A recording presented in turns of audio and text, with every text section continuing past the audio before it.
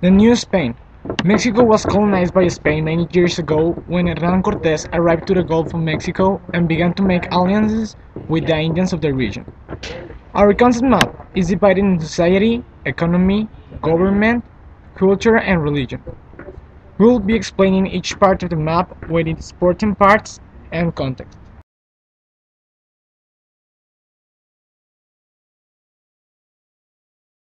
Society. The society was divided in Spaniards, better known as Peninsulares, which hold all the political power with the church. Next to them were the Criollos, which were sons of Spaniards born in Mexico.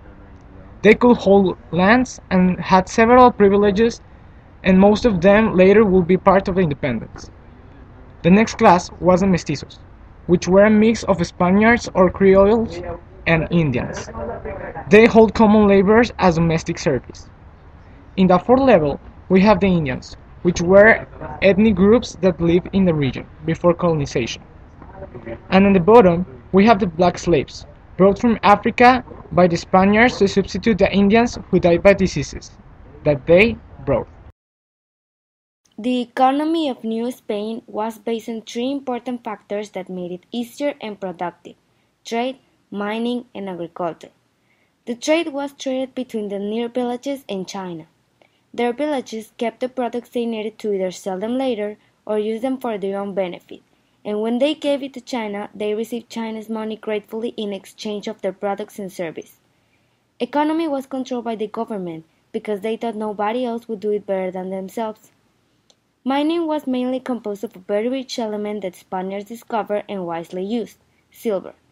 Silver was sent to China for commerce and the good payment they received, and to Spain because the crown wanted it for their own benefit.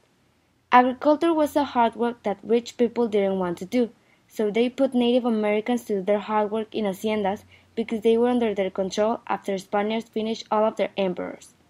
Then they started applying taxes for the balance of the economy that was very important to them. Everybody had to pay taxes because if they didn't, the government punished them.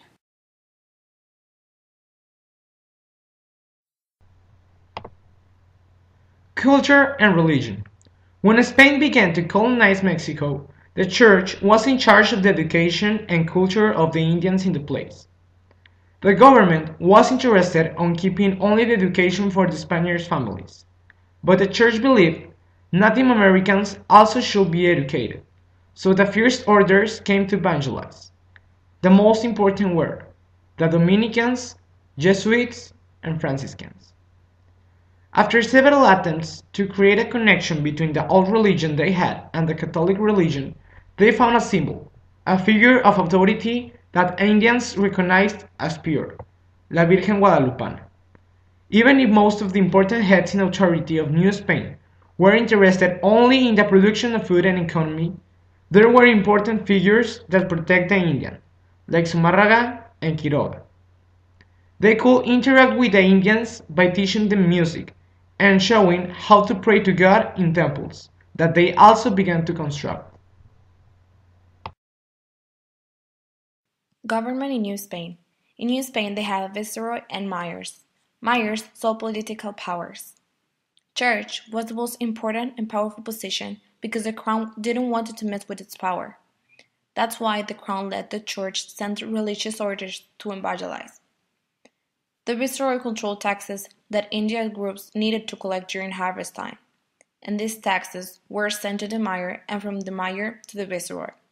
From each position to next a little percentage of these taxes was taken until they get to the king audiences.